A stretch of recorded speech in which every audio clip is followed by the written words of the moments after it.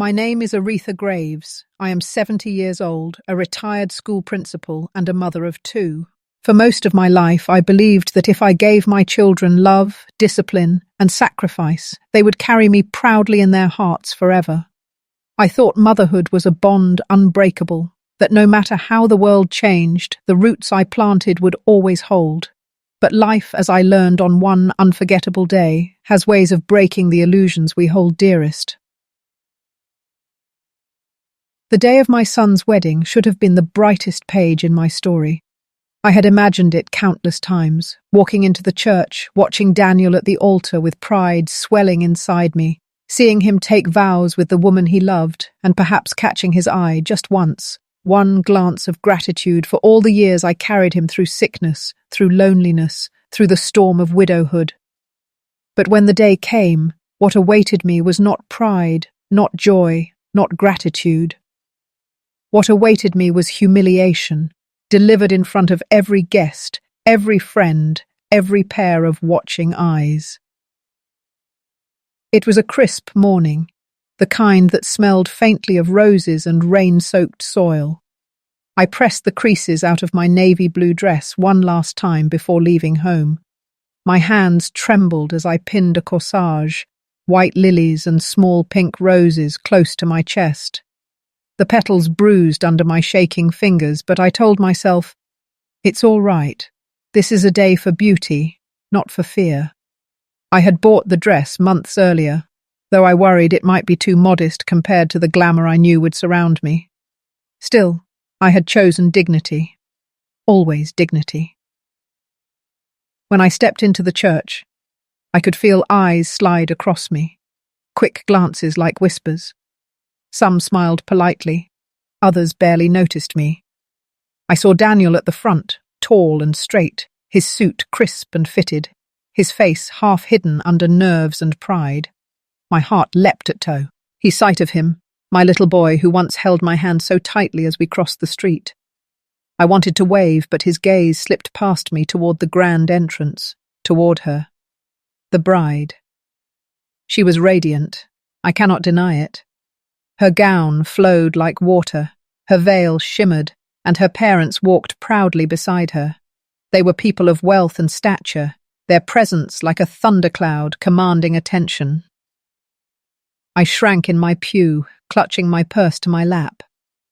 I whispered a silent prayer. Lord, let me be seen today, not as a poor widow, not as a forgotten woman, but as his mother. The ceremony began with hymns, the air filled with the sound of reverence. My eyes welled up as I watched them exchange vows. I thought, this is it. This is the beginning of his forever. And maybe, just maybe, there will be a place for me in that forever. But as the last song faded, and the guests began to stir, I leaned toward Daniel to ask where I should stand for the photographs. My voice was soft, almost childlike. Daniel, I whispered, should I join you near the altar, just for one picture? He turned. For a moment, I saw a flicker of my son, the boy who once said, Mama, I'll build you a house so big, you'll never feel small again. But then his mouth tightened, his eyes cooled, and with the chill of a blade, he said, You're just a guest here. The words struck louder than the choir, sharper than any dagger. Guests turned their heads. Some gasped softly. A woman near me shifted uncomfortably, her hand flying to her pearls. I felt the corsage on my chest crumble as though the flowers themselves had flinched from the insult. Just a guest. For 70 years I had lived as his mother, through scraped knees, through late nights marking papers while he slept, through the endless jars of marmalade I sold to pay for his schooling. And now, in the one place where my presence should have been unquestionable, I was reduced to nothing more than an outsider. My throat burned, my body begged me to sit down, to disappear into the pew. But my soul, oh, my soul refused to collapse. Then the priest's voice cut through the silence. His eyes, kind but commanding, searched the crowd. Will the mother of the groom please stand? Every breath in the church seemed to pause. My knees trembled. For an instant I thought I would fall. But slowly, deliberately, I pushed myself to my feet. The wooden pew creaked beneath me. I felt the weight of dozens of eyes, pity, curiosity, judgment, all pressing into my back. I raised my chin. My heart beat like a drum of war. As I stood, I did not look at Daniel. I could not bear to see whether shame touched his face, or if pride in his new family had erased me completely. I fixed my gaze on the priest, on the tall candles burning beside him. One flame flickered violently, struggling to hold itself upright in the draught. I thought, that flame is me. Shaken, but still standing. The priest smiled warmly and spoke words about mothers, about sacrifice, about the hands that guide a child into manhood. His voice was balm over my wound, but the wound was still raw, still bleeding. Guests nodded in agreement, as though suddenly remembering that behind every groom there is a mother who shaped him. And yet the one man who should have remembered it most had chosen to forget. When I finally sat down again, my corsage petals were broken, crushed against my chest. I touched them gently, as if to comfort them, as if they too had been shamed. My hands were cold, but inside me a storm gathered. That day I realized that betrayal does not always arrive like thunder. It can come quietly, disguised as indifference, delivered in 6 words that no mother should ever hear. And yet, even as the music swelled and the celebration erupted around me, I could not silence one thought. Why? Why would my son turn me into a stranger in the story of his own life? That question would haunt me long after the church bells stopped ringing. It would follow me home, whisper to me in the dark, and pull me deeper into the shadows of a truth I never wanted to face. Because that day at the wedding was not the end of my humiliation, it was only the beginning. My name may be Aretha Graves, but for most of my life people simply called me Mrs. Graves or Principal Graves. I carried authority in those titles, respect that I had earned through decades of work. But inside the walls of my home, I was only ever Mama. That title was my crown, my joy, my entire reason for carrying on after my husband passed away. I married young, at 22, to a man named Charles. He was steady, kind, and dreamed of building a life of comfort for us. But fate is cruel, and a sudden heart attack carried him away when Daniel was only 11 and Anna was 14. In one moment I went from wife to widow, from partner to solitary provider. People told me I was strong, that I had a steel spine. But strength is a strange word. Strength, I found, is not loud. It's not even a choice. Strength is when you wake up the morning after your husband's funeral, 2 children still asleep down the hallway, and you tell yourself, they must eat, they must study, they must not feel fatherless even if they are. I returned to my job as a school principal, and when my paycheck never stretched far enough, I found other ways. In the evenings I would make marmalade from the citrus trees behind our little house, jars lined up on the counter like soldiers ready for battle. I sold them at the market. Neighbours praised their sweetness, and slowly I gathered enough to cover uniforms, textbooks, and even Daniel's soccer cleats when he begged me for them. "Don't worry, Mama," Anna once whispered as we packed jars late into the night. "I'll help. I'll sell them at school." She did, slipping marmalade into her backpack like contraband, returning with coins that clinked as triumph in her little hands. But Daniel was different. He was the dreamer. He wanted bigger, brighter things than our modest home. I remember once when he was barely 13, he looked at me with fiery yes, and said, "Mama, when I grow up I'll buy you a big house, bigger than the Johnsons down the street. You'll never have to sell jam again." His words wrapped around me like a promise, warm and hopeful. I believed him. I clung to the idea that my sacrifices were seeds, and one day those seeds would bloom into a life where I was cared for in return. Years passed, and I lived for their milestones. Anna excelled in her studies, stayed close to me, often slipping into the kitchen to share tea and quiet laughter. Daniel, though, began to drift. It started innocently, sleepovers at friends' homes, then weekends away, then summers filled with internships and travels that I could never afford. By the time he met Clara, his fiancée, I hardly saw him at all. Clara was beautiful, polished, and came from a family where silver spoons weren't earned but inherited.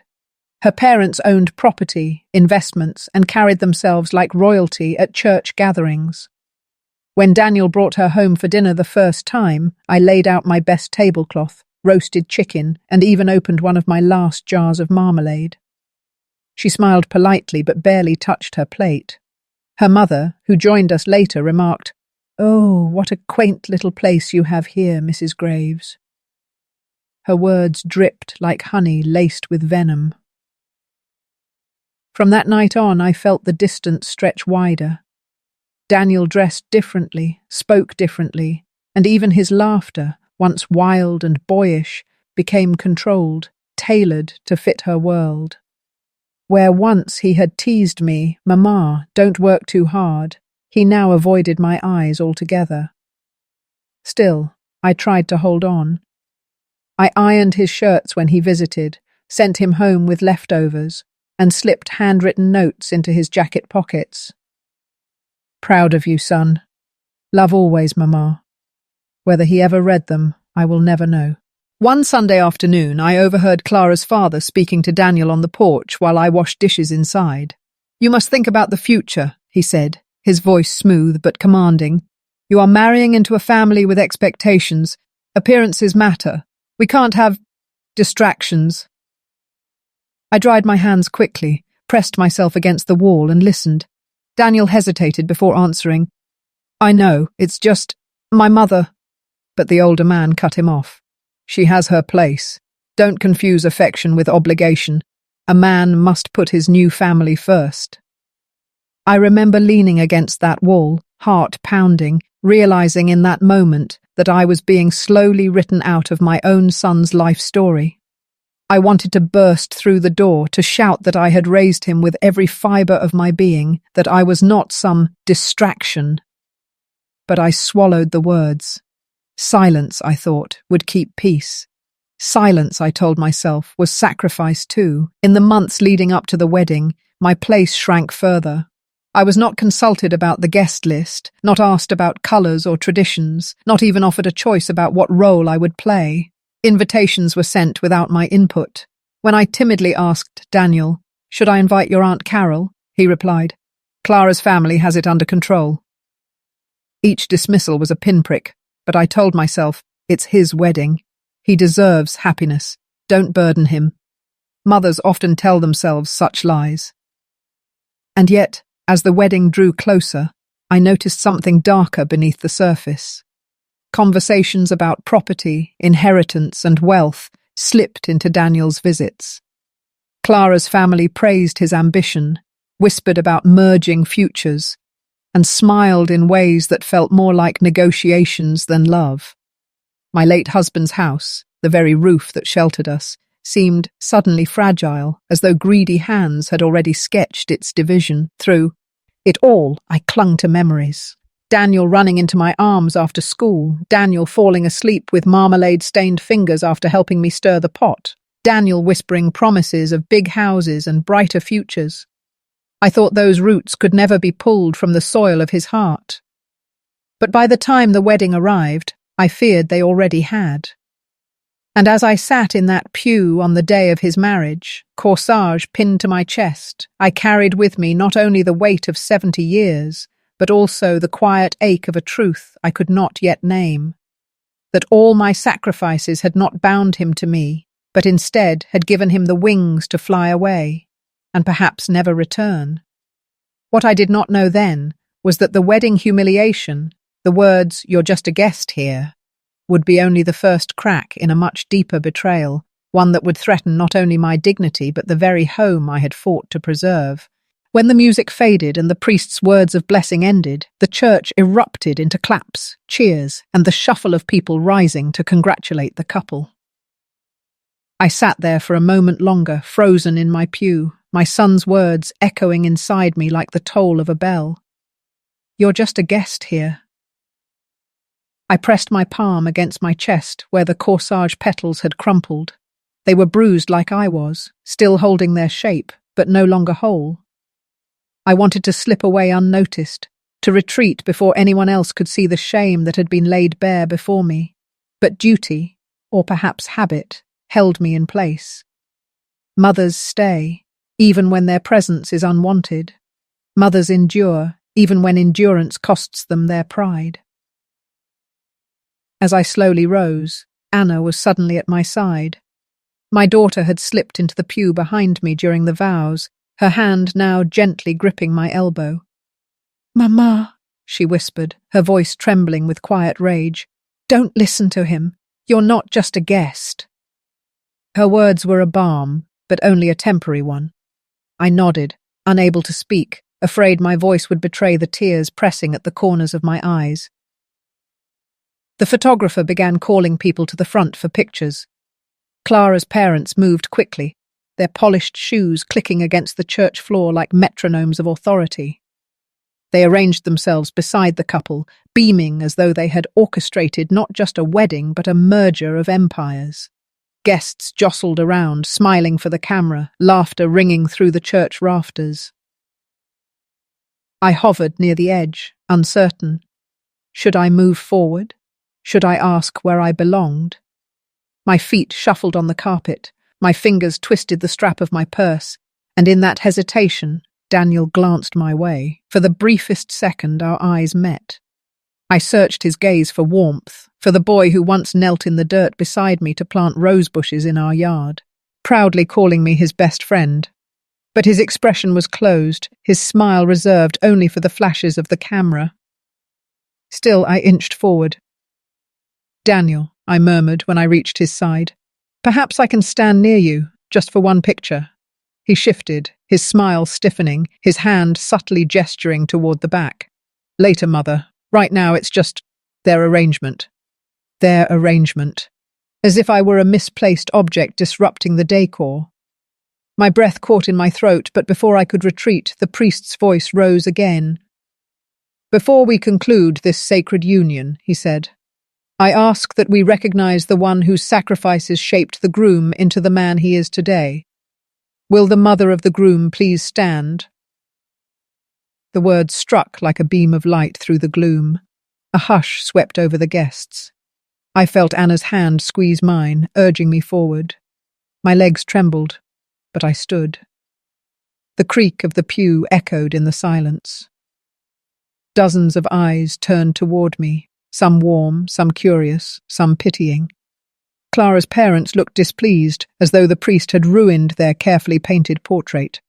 Daniel's jaw tightened, but he said nothing. The priest smiled at me, his eyes steady.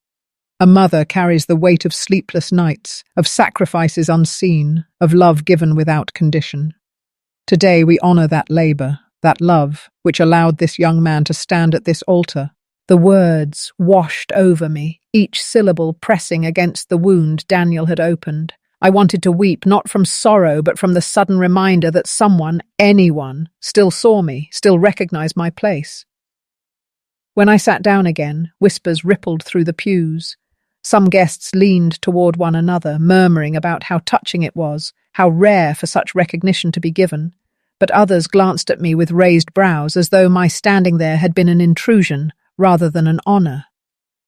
After the ceremony, the reception unfolded in glitter and noise.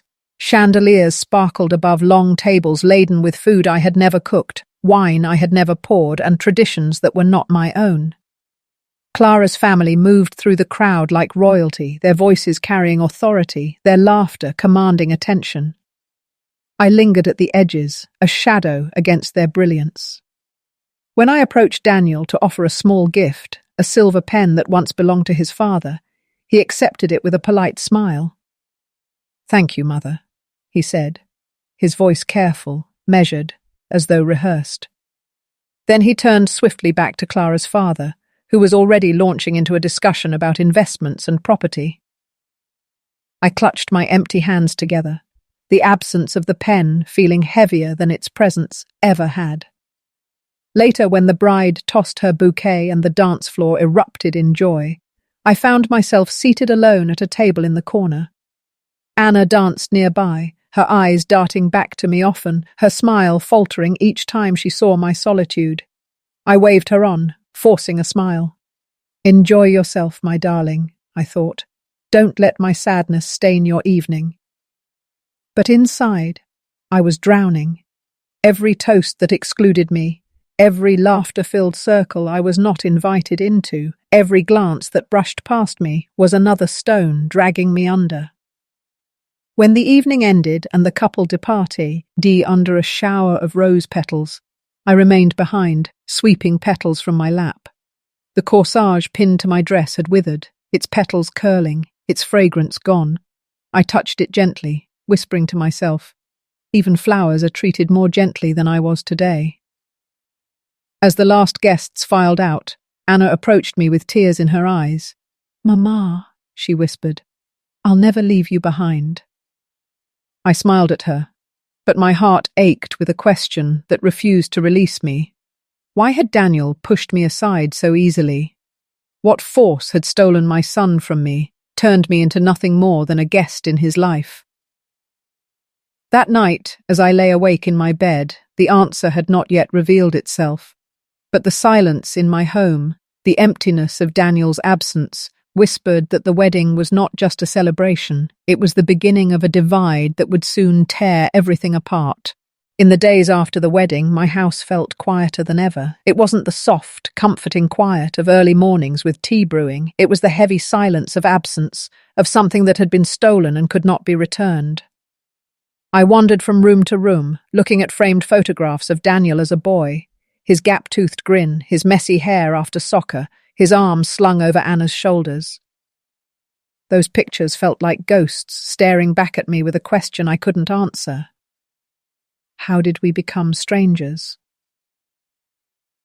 At first, I told myself he was simply busy.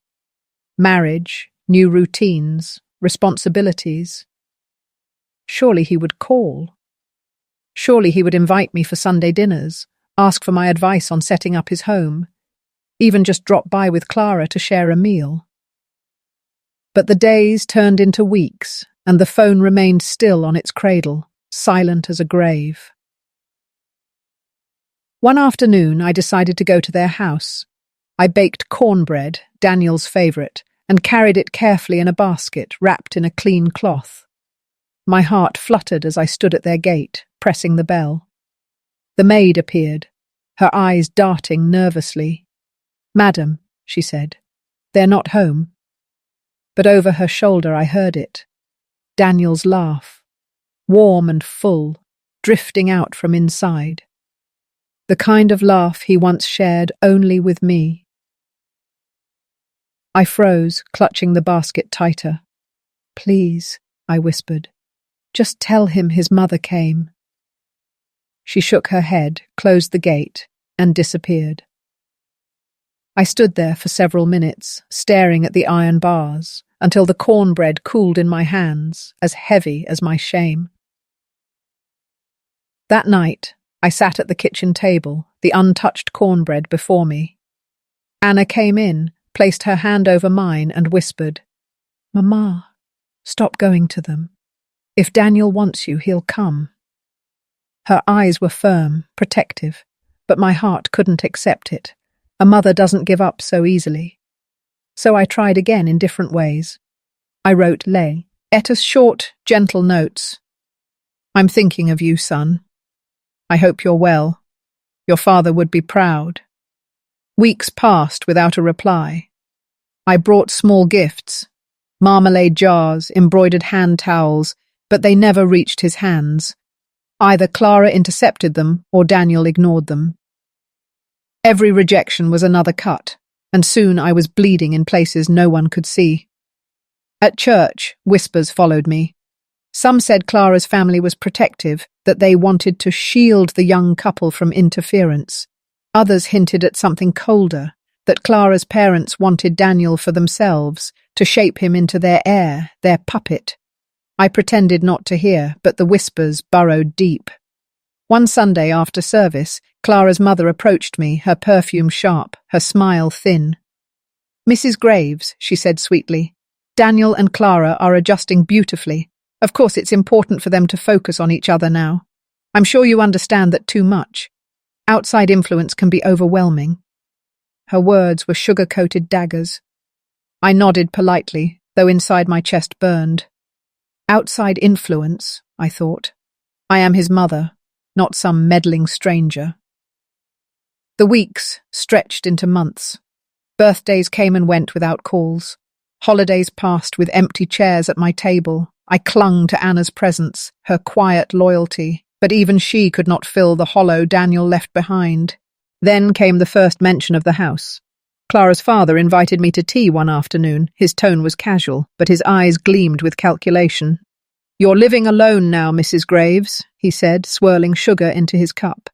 "A woman your age shouldn't bear the burden of maintaining a property by herself. It would be far better for everyone if Daniel and Clara moved in. You could downsize to something more manageable, perhaps a nice care home." I stared at him, my spoon clinking against the saucer as my hand trembled. "This is my home," I said quietly. "My husband built it with his hands. Every corner holds a memory. I will not leave."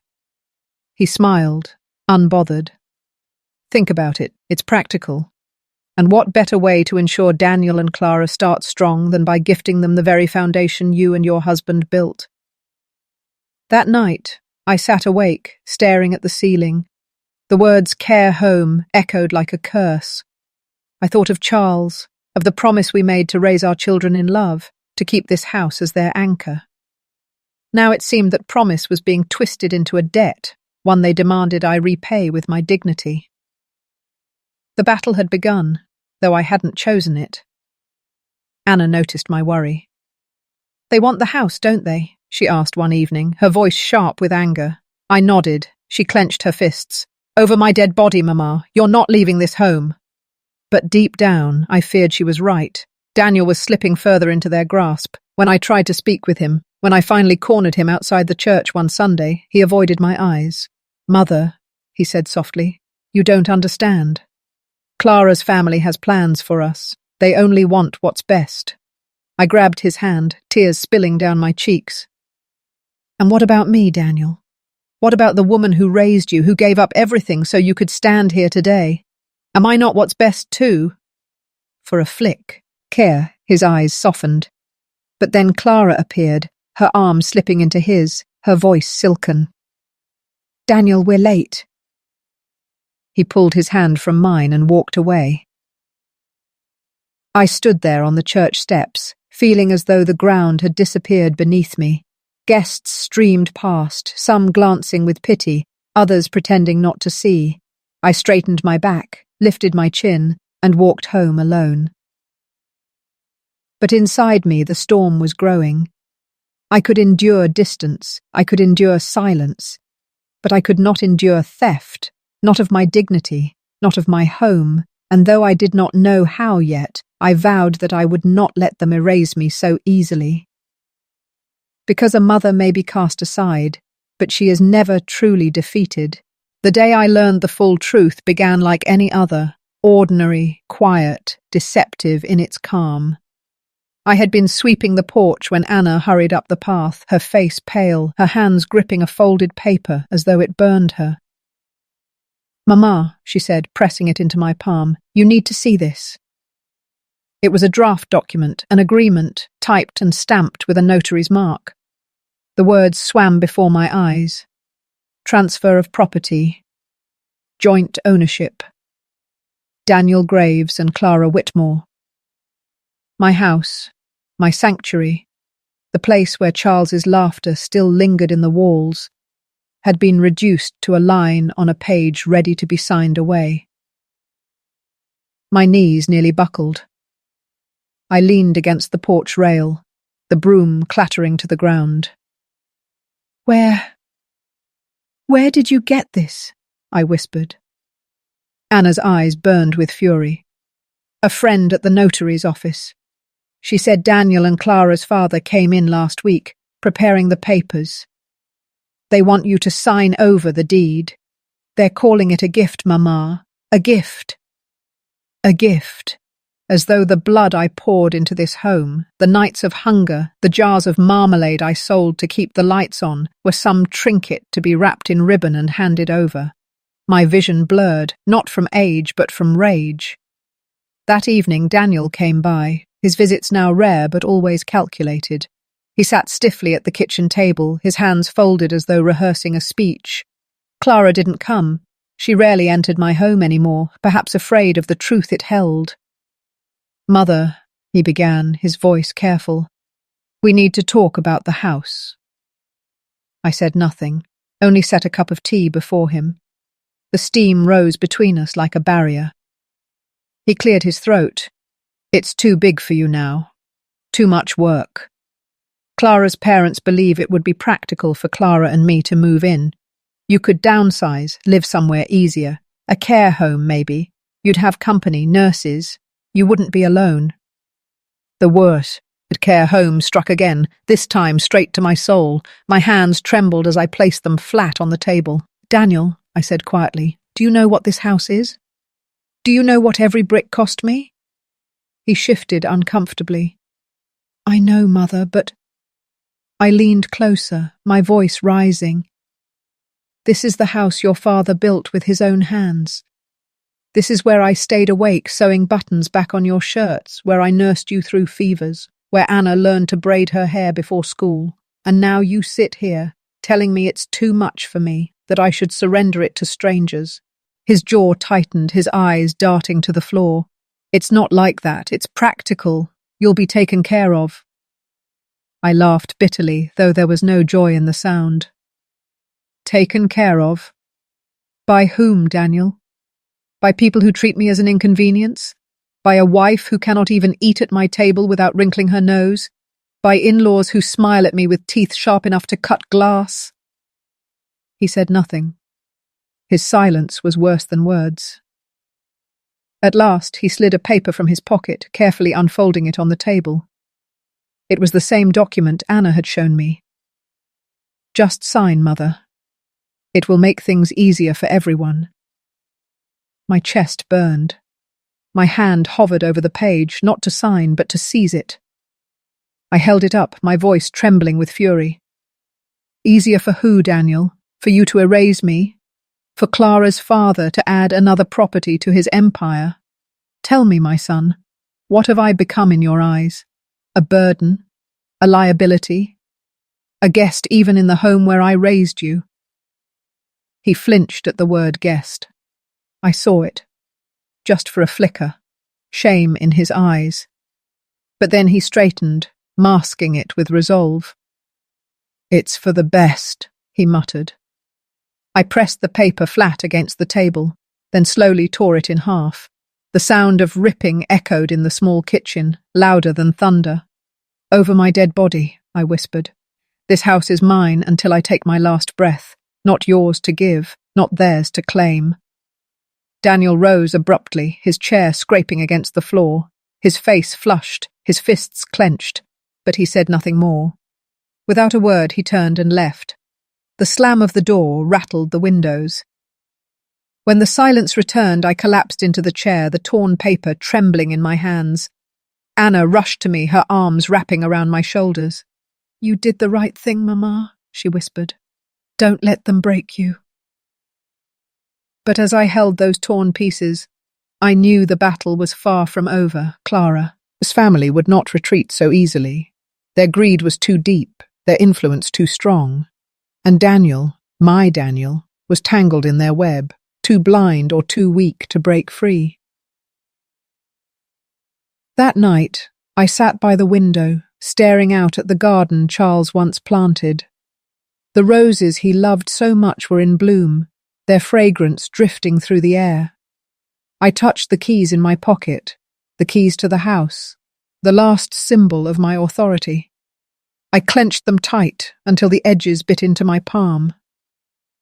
"They will not take this from me," I whispered into the darkness. "Not my home, not my dignity, not the memories I bled to protect." But in my heart, I feared the storm had only begun. The weeks that followed were heavy with silence. Daniel did not visit, did not call, and Clara's family carried on their schemes as though my refusal meant nothing at all. But I was no longer the woman who sat quietly at the back of the church, corsage crushed against her chest. No. Something inside me had awakened that day at my kitchen table when I tore the papers. I was ready to fight. Anna became my shield and my sword. She dug through old drawers, chests and boxes tucked away in the attic until she found what we needed most: my late husband's will. The paper was yellowed with age, but the words were clear, typed in careful lines. The house and property to remain in full possession of his wife, Aretha Graves, until her death. Thereafter, it shall pass equally to their children. I read the words again and again, my eyes filling with tears. Charles had known. He had foreseen that I might need protection even from those closest to me. His voice seemed to whisper from the grave, "Hold fast, Aretha. This is your right."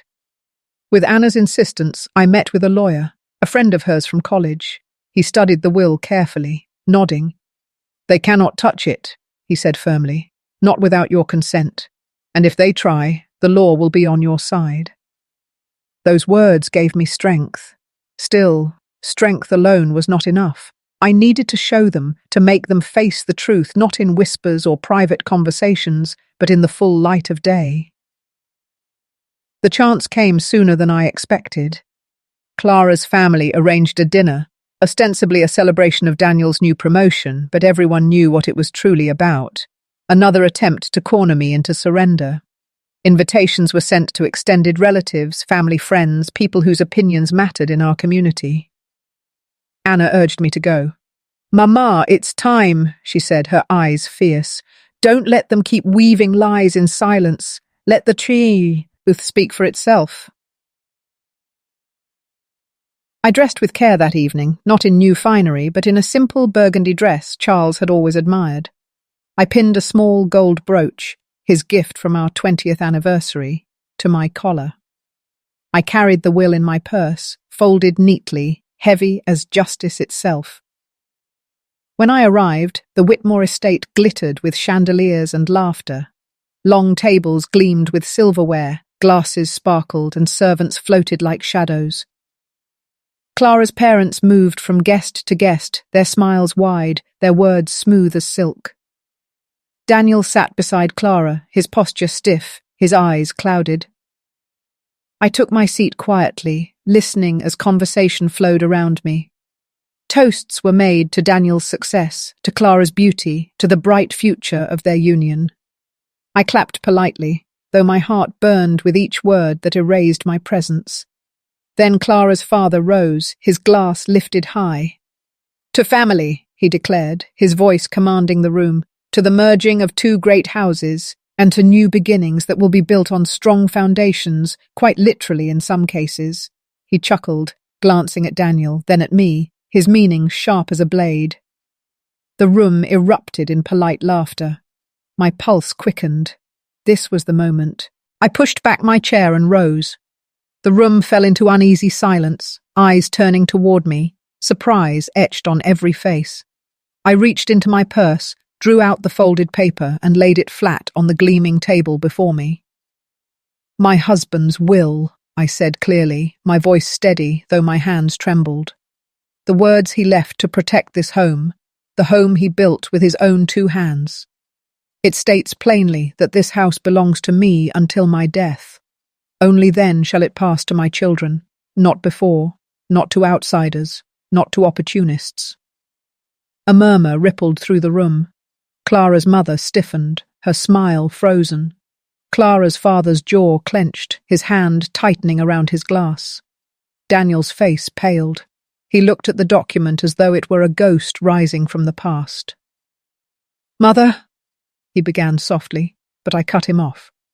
"No, Daniel," I said firmly. "You will hear me.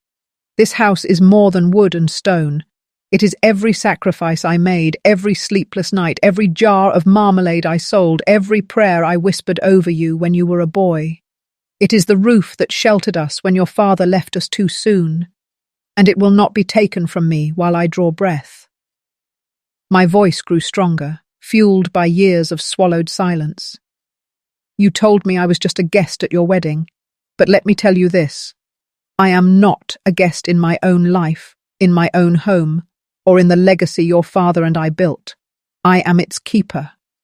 And until the day I am laid to rest, this house answers to me, and to me alone. The room was silent. Every eye fixed on me, every breath held. Then, slowly, someone began to clap. Hesitant at first, then joined by others. Relatives who remembered Charles, who knew my sacrifices, who could not deny the truth of the will. The applause grew, echoing through the grand room like thunder. Clara's parents sat rigid, their faces masks of fury. Clara herself flushed crimson, her eyes darting nervously. But Daniel, oh Daniel, his head bowed low, his shoulders slumped with shame. For the first time I saw regret flicker across his face. I gathered the will, folded it neatly, and slipped it back into my purse. Then I lifted my chin and walked from the room. The applause followed me, a chorus of justice that carried me down the hall and out into the night. The battle was won, but the war inside my heart raged on. I had protected my home, reclaimed my dignity, forced them all to see me not as an afterthought, but as a force to be reckoned with. And yet, as I stepped into the cool night air, tears filled my eyes.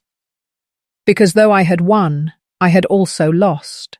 The boy I raised, the son I had loved beyond reason, had stood against me. And victory tasted bitter when won against your own flesh and blood. Still, as I touched the brooch at my collar, I felt Charles with me. You did well, Aretha, his voice seemed to whisper. You stood tall. You kept what was ours. And I vowed, with every ounce of strength left in me, that I would not let grief turn me bitter. I would hold on, not just to my house, but to the dignity no one could ever take. After that night at the Whitmore's estate, I walked home beneath the stars, my purse heavy with the will, my spirit heavy with truth. For the first time in months, I did not fear losing the house. The law was on my side. Charles's foresight was my shield, and the eyes of the community had witnessed the proof. They could not erase me now. But victory comes at a cost. The silence between Daniel and me stretched into years. He withdrew further into Clara's world, a world of wealth, appearances, and endless ambitions. At family gatherings, he was distant, polite, but never warm. He would nod at me across the room, as though I were some respected elder to be acknowledged but not embraced. It cut me deeper than any words. Anna stayed. My daughter became my constant, her presence a balm for the wound Daniel had left behind. We planted roses in the garden together each spring. She made tea for me every evening, the kind with lemon and honey, just the way I liked it. She laughed with me, argued with me, and sometimes held me when the nights grew too long and the silence too loud. Neighbours began to visit more often too. They brought their children, their stories, their burdens, and in their company I remembered that I was not alone, not forgotten. I was a mother not just to my own, but to many, guiding, listening, offering counsel the way I once did in the school hallways. Slowly I built a life beyond the shadow of betrayal. Years passed. My hair turned whiter, my steps slower. Yet I kept my home bright with flowers and filled with the smell of fresh bread. I kept the marmalade jars lined neatly on the counter, though my hands ached more now when I stirred the pot. And always on the windowsill I kept one jar unopened, its amber sweetness catching the sunlight like a promise waiting to be fulfilled. Then, one evening, when the air smelled of rain and lilacs, there was a ting knock at my door. I opened it to find Daniel standing there, older now, his face lined with weariness. His eyes, once so hard, now softened with something I hadn't seen in years. Humility. "Mama," he said quietly. His voice broke on the word. I've come to ask forgiveness." My heart thudded. For a moment, I simply stared at him, taking in the son I once knew, the boy who promised me big houses and bright futures. His shoulders sagged, his eyes wet. He was no longer the polished groom, no longer the man shielded by Clara's family. He was just Daniel, my Daniel. I stepped aside and he entered. We sat at the kitchen table where so much had broken between us. He bowed his head into his hands. "I was wrong," he whispered. "I let them fill my head with pride, with greed. I let them make me believe you were less. And I can't undo the things I said, the hurt I caused. But Mama, I see it now. I see what I lost. And I'm asking, please, don't let me lose you forever." Tears blurred my eyes. I reached across the table and laid my hand over his. His skin was warm, trembling. For years I had dreamed of this moment, rehearsed my anger, my pain, my sharp replies. But now, face to face with his brokenness, I found only love. Wounded, yes. Scarred, certainly, but love, still beating, still alive. "Daniel," I said softly, "you called me a guest once, but I was never a guest in your life. I was your mother. I am your mother. And though you pushed me aside, though you hurt me deeper than anyone else could, I forgive you. Not because the hurt vanished, but because love is stronger than hurt, and because I will not leave this world with bitterness in my heart." He wept then, like a child. His tears fell onto the table, and I held his hand as though we had never been parted. Anna entered quietly, watching us, her eyes filled with both relief and sorrow, for she too bore the scars of Daniel's absence, but she too longed for healing. That night, we did not erase the past. Betrayal does not vanish, and scars do not disappear. But we began to stitch something new, not a perfect fabric, but a mended one, stronger at the seams because it had been torn. As the years drew me closer to my final days, I often sat by the window, watching the sunlight catch that jar of marmalade on the sill. Sweetness preserved, waiting, enduring, a symbol of what love truly is.